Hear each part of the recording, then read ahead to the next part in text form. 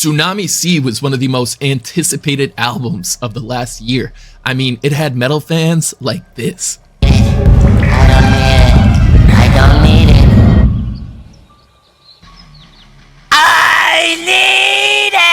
Hey YouTube, I'm Ggrimm, and welcome to the first ever episode of GgrimmTakes. I'm a music fan, especially metal, and today I'm introducing myself, showing some bias, and taking the deep dive into Spiritbox's 2025 effort, Tsunami Sea. Spiritbox is one of my personal favorites. I mean, the band's track record is elite.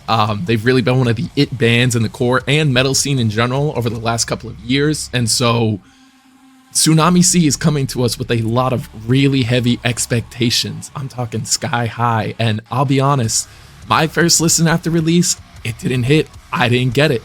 I had some early favorites, but also I had some skips. Perfect Soul, for example, it's now the most streamed song off of the album, probably one of the better songs off of the effort as well, and when it first came out, I skipped it every single time it came on. I just didn't get it. And that's kind of the thing about expectations that I want to address, right? Expectations pressure investors, labels, artists, and even us as consumers. We love all of our bands for very specific reasons, and so every single time they drop, it is going to be hyped as equally as it is going to be hyper critiqued. I grew up on Linkin Park myself, a band that kind of reinvented themselves constantly throughout their life cycle. So I kind of felt, oh, maybe I'm a little bit immune to that kind of feeling of my favorite band changed, and now I don't really know if I like it. But it turns out I'm only human. With time, Tsunami Sea opened itself up to me.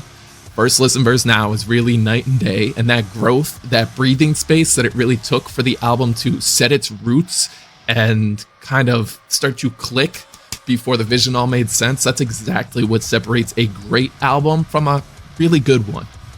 So we'll go song by song, and then we'll zoom out at the end for an album retrospective as a whole. We're going to start right away with track 1, Fata Morgana. What hits for Fata Morgana? There is immediate knock your teeth out energy. The opening riff broadcasts just how down-tuned the album as a whole is going to be. It is dirty, it is intense, it somehow gives you the ick while also giving you these feelings of like powerful determination. The contrast really stands out, right? The screamed verses Courtney's more smooth, ethereal chorus. It's kind of classic Spiritbox.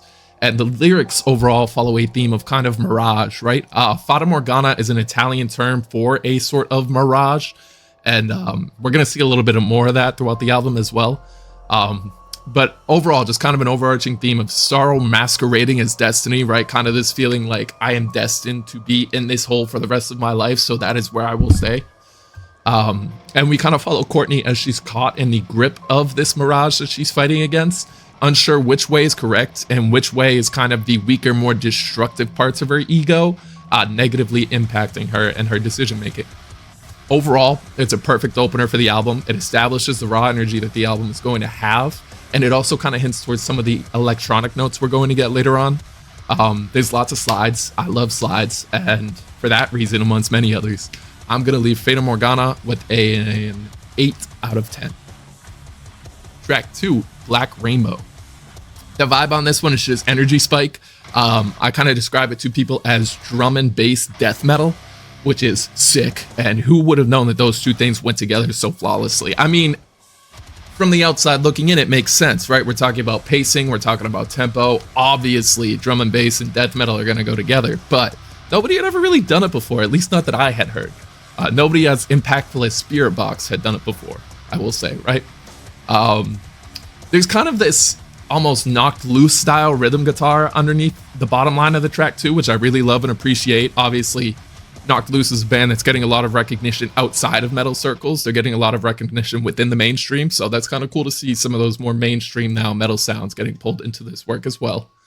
I will say though, live warning, do not bring your grandmother to a Spiritbox show. If this song or any of the other songs off of this album come on at the show and your grandmother is within 50 feet of that pit, she's not leaving that show in the back of your car. She is leaving that show in a hearse. Please leave grandma at home. I do have some quibbles on this track, though, actually. The verses tend to lean a little bit more robotic in their style. They're really hyper compressed. That's how the track is intended to be built. It can kind of get a little fatiguing, though, especially on consistent replays. There is one dominant riff as well, which is really powerful, really energetic. It's going to get the crowd up and jumping immediately.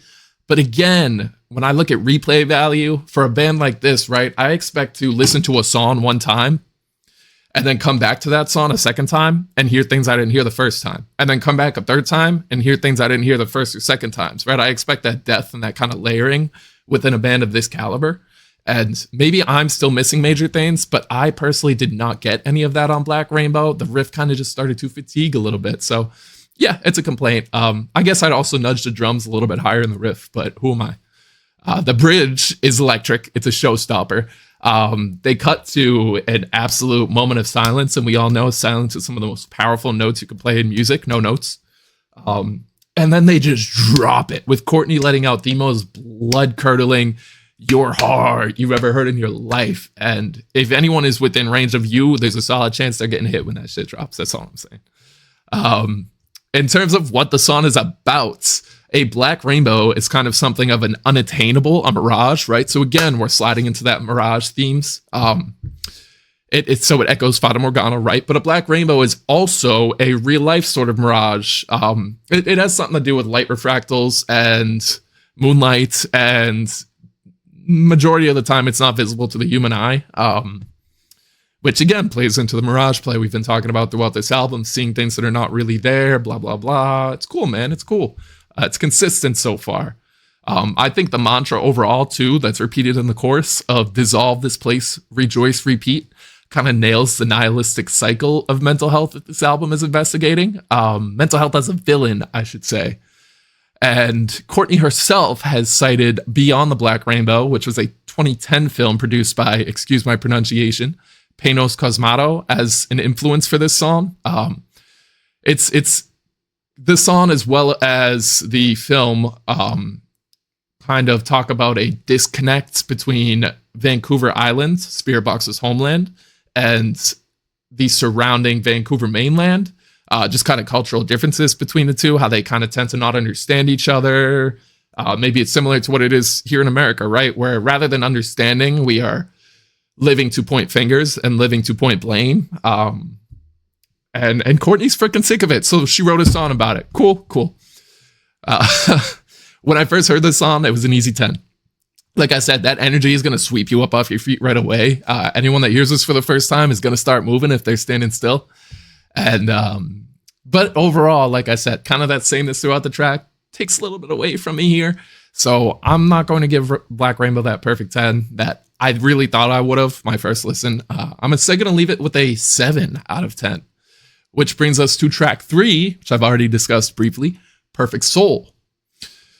I feel like Perfect Soul lands at the perfect spot in the sequence. It's heavy enough after the first 2 sledgehammers that it fits the pacing of the album, but it's also open and tender. It kind of gives you space to breathe and pull back a little bit from all of that raw angst and anger we were feeling throughout the first 2 tracks. Courtney maybe delivers her cleanest vocals throughout the album. That's not to say there's no tuning or processing. We know who Spiritbox is, right?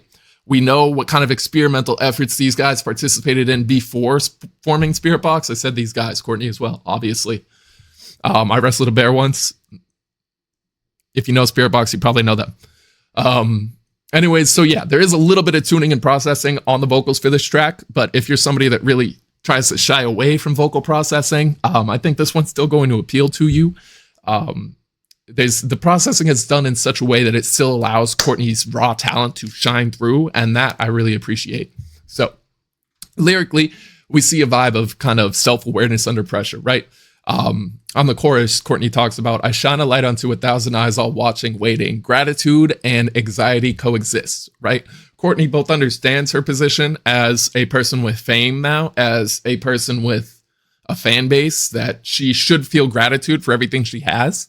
But the unfortunate reality of life is depression doesn't give a fuck. Anxiety doesn't give a fuck what you have in life. They are going to come for you and they are going to attack you. So yes, she still struggles with this stuff on a daily basis. And this is just kind of her way of talking about it. And it almost feels like an apology to the fans, right? Like, I love you guys so much. I'm sorry. I still feel like this pathetic piece of shit. Courtney, you are not, and we love you. Thank you. That is all on that. This is probably also Spiritbox's most ready for radio song on the album. That probably has a lot to do with the fact it's gotten the most plays out of any song on the effort. I think it really appeals to people who are otherwise not metal adjacent or don't really play into the genre too often in their own personal time. So that's good. That's a good thing. Listen, if you're one of the metalheads that says every single thing my band does has to be heavy and it has to be aggressive and it has to be metal, shut the fuck up. We don't rock with y'all no more. These bands can do whatever they want. They are ridiculously talented groups, and it's very important for us as a fan base that bands go out and put out these softer songs, put out these more radio-friendly songs so we can pull people towards our music more, right? Look at what's in the pop culture. Look at what people talk about in pop music. All they talk about in pop music still to this day is love, sex, drugs, money, blah, blah, blah, blah, blah. We know what we talk about on the metal side, right? People on the metal side talk about real-world issues, right? Look at Ggrimm, for instance. Ggrimm is a great band. Every single album that Ggrimm has put out has addressed a real world issue, whether it be the Amazon rainforest, whether it be pollution in the oceans, blah, blah, blah. I think there's a reason this stuff isn't mainstream. And genuinely, I think if we get more people over to the metal side where people are talking about real world issues and not just trying to make a relatable song that makes them money, we're going to live in a better world. Honestly. So with that being said, Perfect Soul deserves nothing short of a 10. The first 10 on this album. Will it be the only one? I guess we'll just have to wait and see. Next up, my personal favorite off this album, Keep Sweet. So, Keep Sweet is kind of a Keep Sweet is a tongue-in-cheek bite at FLDS leader Warren Jeffs. If you're unfamiliar with the story, there's a great documentary on Netflix titled Keep Sweet, Pray and Obey that details the events of Warren Jeffs and his brother. Essentially, they ran a cult that functioned as a section of the Catholic Church. But the things that they did in this cult were quite disgusting. Just to name a few, they were marrying women at ages as young as 12, as far as we know. They would also engage in sexual acts with these children before marrying them off. So obviously just terrible, horrific, piece of shit people. And Courtney's pissed! I love y'all, but this song goes out to everybody I fucking hate. You will deserve it, children! I kind of love how this song is structured, right? It's kind of seemingly delivered from the perspective of the abused children in this situation. The lyrics hint towards it, but there's also just this childlike vibe and the more poppy, sweet vocals that Courtney hits with. And those kind of contrast against some of the most blood-curdling screams and fries she has let out in her entire career, right? So you kind of have these two separate sections. Parts of the track that showcase what a child should be are soft, sweet, tender, kind. They just make you dance and make you feel warm inside. And then the parts of the track that dictate what these children now have to feel after going through these things that grown-ass adults have put them through are ugly and vicious, and they don't feel good. They make you feel like, I want to get away from this song. And that in and of itself is the whole point of making a song like this, right? That's the whole point of speaking up about something like this. So it's brilliantly done, brilliantly executed. It's palatable. If you didn't know the backstory to this song and you just played it one day, you'd probably be like, oh man, this is a really good song. This is a fun song. I'm going to go show this to some friends. But overall, to just give a general synopsis for the song, I think the haunting, sticky atmosphere really wins me over. Like I said, it's awesome to see an artist using their platform to attack issues as serious as child trafficking. And the whole thing just being wrapped in the way it is and kind of going between those two contrasting emotions is just beautiful. And for that reason, this song gets a 9 out of 10 for me. Yeah, that's all I got to say about that one. Listen to it. It's a good song. Show your friends. Next up, Soft Spine. So, Soft Spine was many folks' first taste of the new era of Spiritbox. It came out last year before they even announced the album, I believe. And it kind of just showed they had no plans of slowing their sound down. I really love metal you can dance to. And this song has so much raw aggression and balance, it's impossible to not start moving when it drops. I didn't write that well. I got to work on these scripts.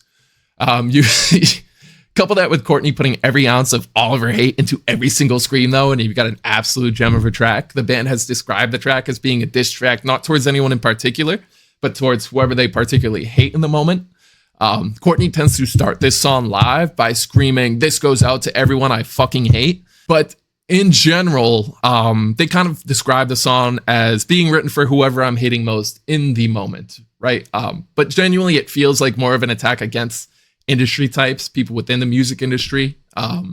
If you listen to it, I think you'll understand where I'm going with that. But as a whole, it's a fun song. It's angry. It's aggressive. It'll get the pit moving. It'll get the crowd going. But there's just an it factor underneath it that's missing for me. Like I love getting in the car and screaming "Soft Spine" at the top of my lungs when Courtney starts dropping the hard vocals. But there are just other songs on this album I gravitate more towards. And for that reason, I'm going to leave Soft Spine with a 7 out of 10. Tsunami Sea. So the writing of this song is absolute peak Spiritbox, right? It is poetic. It is written in this really delicate way. Verse 2 in particular opens up so delicately and just bright. And again, like the contrast, right? We're talking about contrast. This album is about contrast, man, right? It's about fame and anxiety. It's about anger and sadness. It's about depression and whatever the contrast of depression is. But anyways, yeah, this is another song that perfectly, puts out there why Spiritbox is one of the best bands in the world today. Contrast metal bands go a lot further than straight raw energy metal bands, and this song is proof of that right there. The second verse talks a little bit about hours I could lay here for hours, the bed of a forest I can petrify through broken waves that leave us blind, which I think is sick because we close out the chorus talking about this tumultuous tsunami sea that's kind of confusing, mixing up all the emotions, making it hard to really distinguish reality from distraction. And overall, every lyric in this song kind of ties back into something else within the song or within the general idea of the kind of tsunami that exists in this album, right? And I don't think I've addressed that yet. So let's take a pause. Let's address that. The tsunami that is discussed in this album, to me at least, really feels like those two separate parts of the personality kind of combating and being caught in the middle, right? So we talk about Courtney's depression, and then we talk about some of the things that she does love about the world and the things that she grabs happiness from. And she herself talks about, the fame and anxiety and blah, blah, blah. So you really can't have one without the other.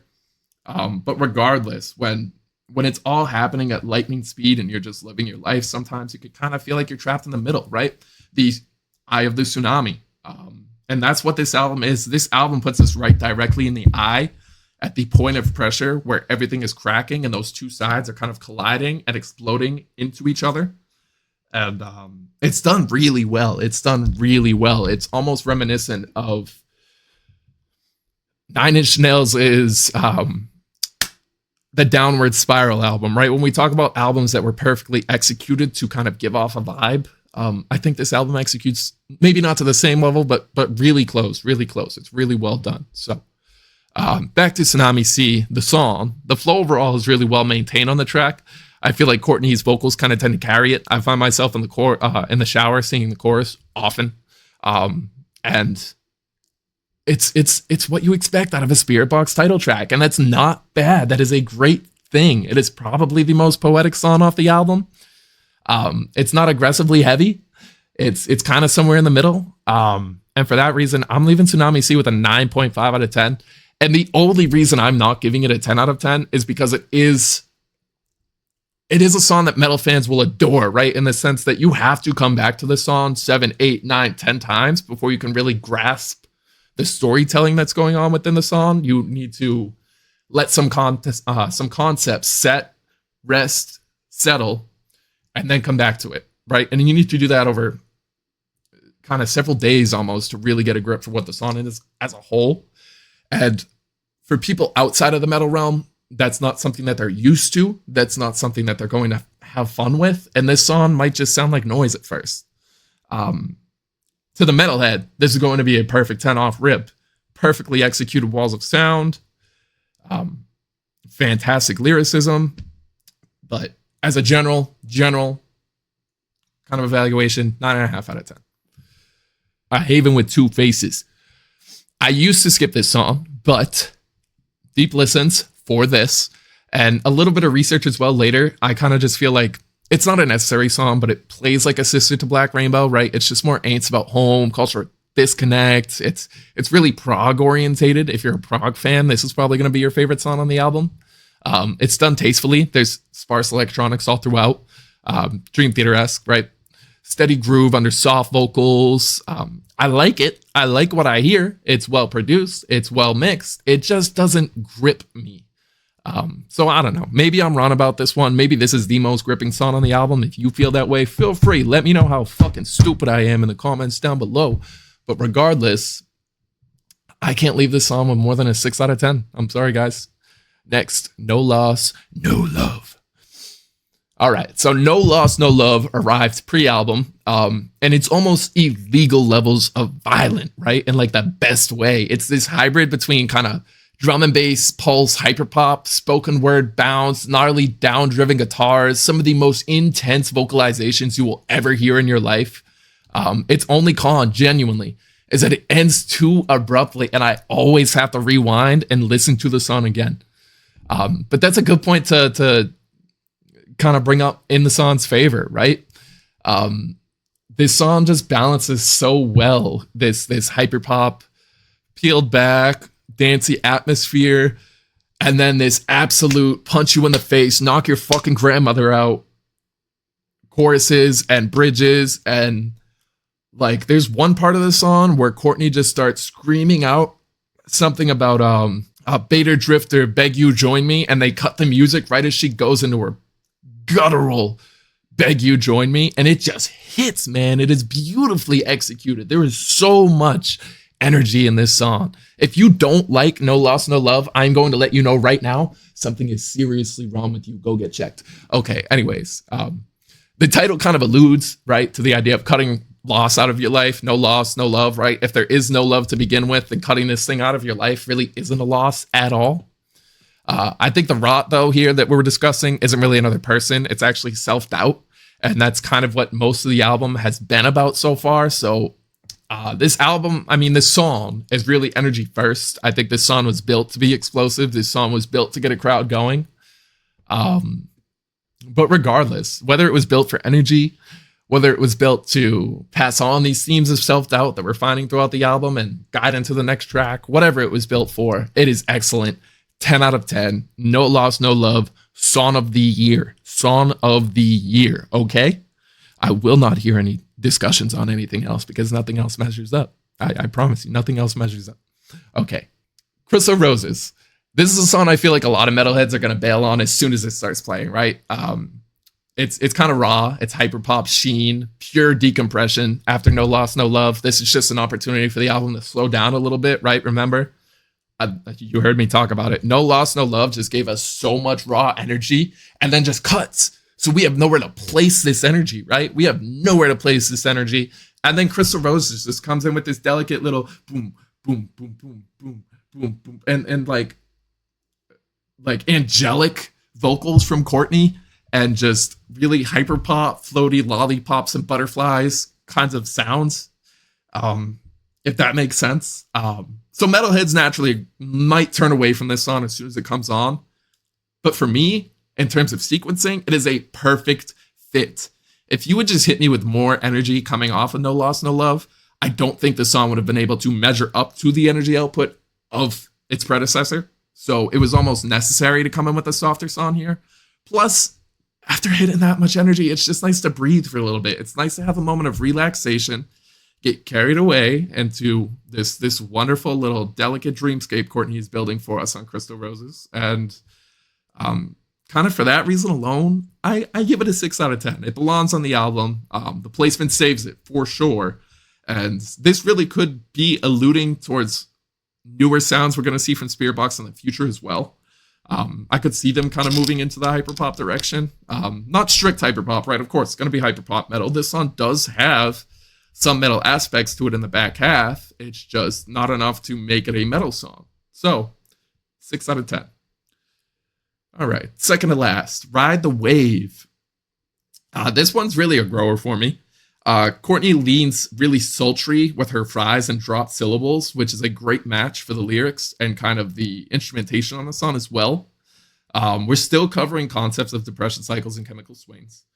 This was also kind of the first song they recorded off the album, so you're not hearing as much of the sadness from the song's lyrics or the album's lyricism, affecting Courtney in the vocals, which is where a little bit of that sultry vibe comes from, and I love that.